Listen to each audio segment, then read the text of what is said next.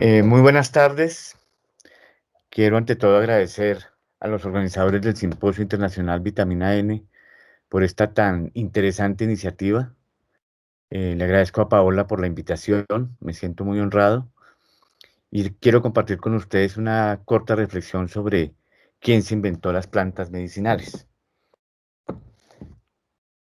Recientemente, el portal de la BBC nos recordó una historia ocurrida en 1987, cuando el investigador Mike Hoffman, investigando el comportamiento de los chimpancés en África, encontró un día que la mamá de estos chimpancés parecía estar enferma y al día siguiente ella fue al bosque, buscó esta planta, le quitó las hojas, mascó el tallo y botó la corteza y sorprendentemente al día siguiente ella pareció completamente recuperada de su enfermedad.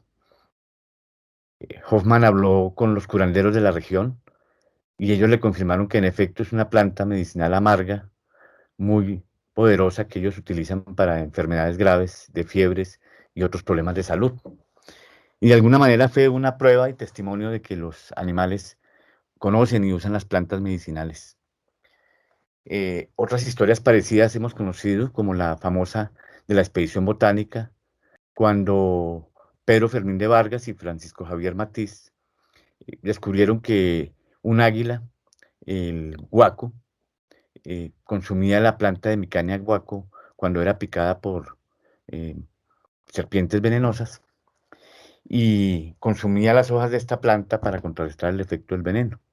Ellos hicieron un experimento dejándose morder por una serpiente venenosa y consumiendo la planta sin tener ningún peligro ni ninguna gravedad. Sabemos de historias de aves, mamíferos, abejas, mariposas que consumen sustancias con propósitos medicinales. Y creo que de todos es conocido que los perros y los gatos suelen en las mañanas buscar el brote de pasto para purgarse. O sea que las plantas medicinales fueron conocidas antes que el ser humano las conociera y que no fue el ser humano el que inventó las plantas medicinales. La pregunta es, entonces, ¿de dónde salieron las plantas medicinales? Quisiera invitarlos a hacer un recorrido por el juego de la vida sobre la idea de que el universo tiene 15.000 millones de años, que nuestro planeta Tierra tiene 4.500 millones de años, y el propósito del juego es hacer posible la vida. El juego tiene unas reglas, contamos con 100 ladrillos, los 100 elementos químicos que tenemos certeza por lo menos en el sistema solar, con una eficiencia basada en el menor tiempo, el menor esfuerzo, el menor tamaño, el mayor ahorro y el menor desperdicio. Una primera pista, la vida es calor. Para hacer posible la vida se necesita el calor. Comienza el juego, que consiste en que todos los 100 elementos deben bailar entre sí para buscar las combinaciones posibles. Y al empezarlo a jugar, descubrimos que el carbono, por su capacidad de combustión, es decir, de producir calor, se convierte en el protagonista del juego. Nace así la química llamada el carbono o la química orgánica. Y descubrimos en el juego que el carbono combina muy bien con el hidrógeno, el oxígeno y el nitrógeno, dando lugar al famoso chon, que es el que se convierte en la segunda pista para seguir el juego. Poner a bailar estos cuatro elementos entre sí. Y en este baile descubrimos que surgen 6 moléculas posibles que producen calor y que pueden permitir la vida. Son las moléculas básicas de la química orgánica: hidrocarburos, alcoholes, aldehídos, ácidos y ésteres y aminas. Con estas 6 moléculas comienza el siguiente paso del juego, y es que ellas entre sí deben bailar para buscar nuevas posibles combinaciones, siguiendo las mismas reglas. Finalmente, las combinaciones dan lugar a unos metabolitos primarios que terminan siendo los fundamentales para cualquier ser vivo: lípidos, carbohidratos, proteínas, porfirinas, ácidos nucleicos y sustancias reguladoras que conocemos como neurotransmisores, hormonas y vitaminas. Con estos metabolitos primarios comienza la tercera parte del juego. Para que un organismo pueda existir, debe tener estos metabolitos primarios. Y con eso será suficiente para nacer, crecer, reproducirse y morir. Es decir, con estos metabolitos serán posibles todas las funciones básicas de cualquier ser vivo: respiración, alimentación, circulación, movimiento, coordinación y reproducción. Con esto se forman, pues, hace millones de años, los organismos unicelulares, en el que cada organismo debe cumplir todas las tareas. Por eso en algún momento deciden juntarse dos o más de ellos para repartirse las funciones, dando lugar a los organismos pluricelulares. Y estos organismos tienen dos opciones. Unos eligen el camino del reino vegetal y otros el camino del reino animal. Con esto ya se cumplió la tarea del juego. La vida se hizo posible. Llegamos así a la cuarta y última parte del juego. Ya que tenemos la vida, debemos procurar que permanezca y sea saludable. El calor, la razón de ser de la vida, se ha transformado en energía para hacer posible esa vida, a través de lo que conocemos como el ATP. Esta energía se comunica en los seres vivos con el oxígeno para asegurar que llegue a todas las células de cualquier ser vivo, vegetal o animal. Y de esta tarea se encargan las porfirinas, uno de esos metabolitos primarios necesarios para la vida. En los vegetales la porfirina es la clorofila y en los animales la porfirina es la hemoglobina. Ambas porfirinas son anillos químicamente idénticos con una sola diferencia. En la clorofila, el centro del anillo es el magnesio, de color verde, y por eso las plantas son verdes. En la hemoglobina, el centro del anillo es el hierro, de color rojo, y por eso la sangre de los animales es de color rojo. Esta simple diferencia de hierro y magnesio hace que los dos grupos de seres vivos tengan una gran diferencia. Los seres vegetales son autótrofos, porque pueden conseguir el calor, la energía por sí mismos. Es decir, las plantas reciben, comen y transforman la energía del sol, que es la única fuente de calor de la Tierra. Mientras que los seres animales son heterótrofos, porque solo consiguen el calor de otros seres, vegetales o animales, pero nunca por sí mismos. Esto quiere decir que no es que los dos grupos de seres, vegetales y animales, cada uno cogiera su propio camino, sino que los dos caminos están interrelacionados, dando lugar a un perfecto complemento planta-animal.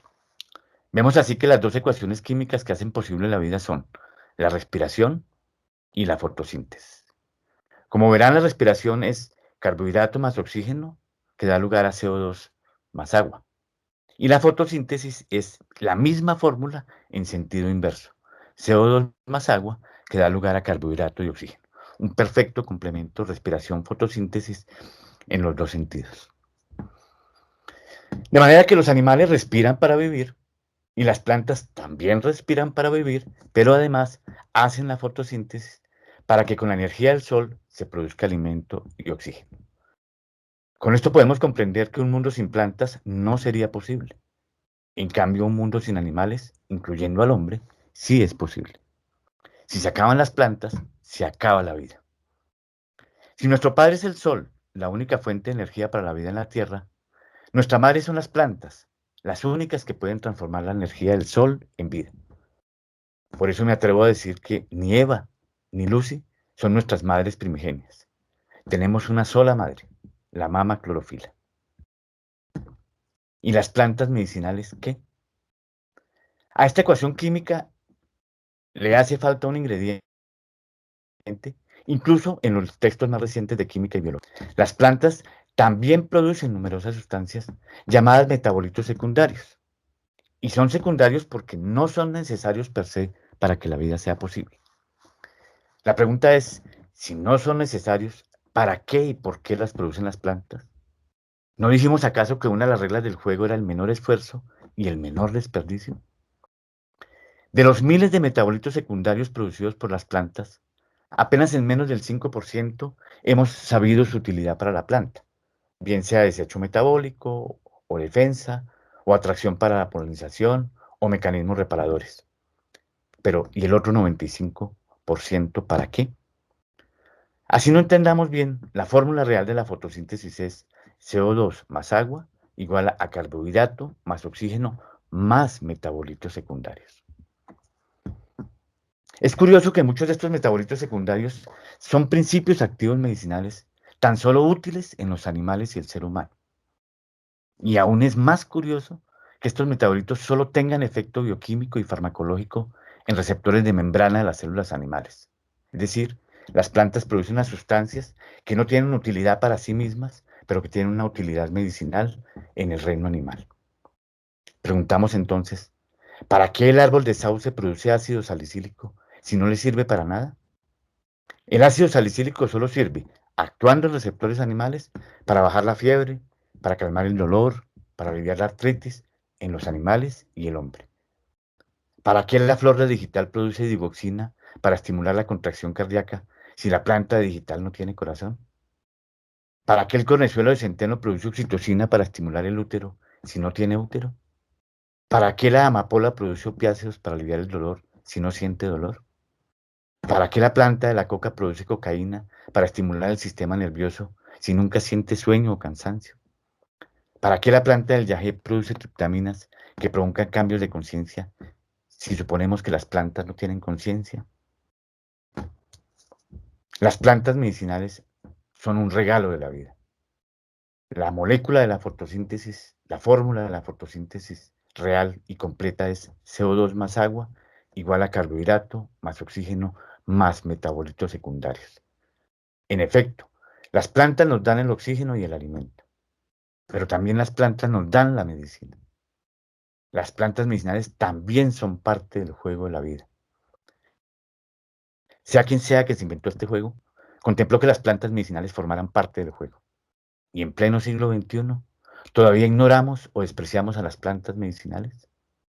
Las plantas medicinales son un regalo real en términos de química y biología para hacer posible la vida. Y nuestros amigos indígenas lo saben y no lo han olvidado.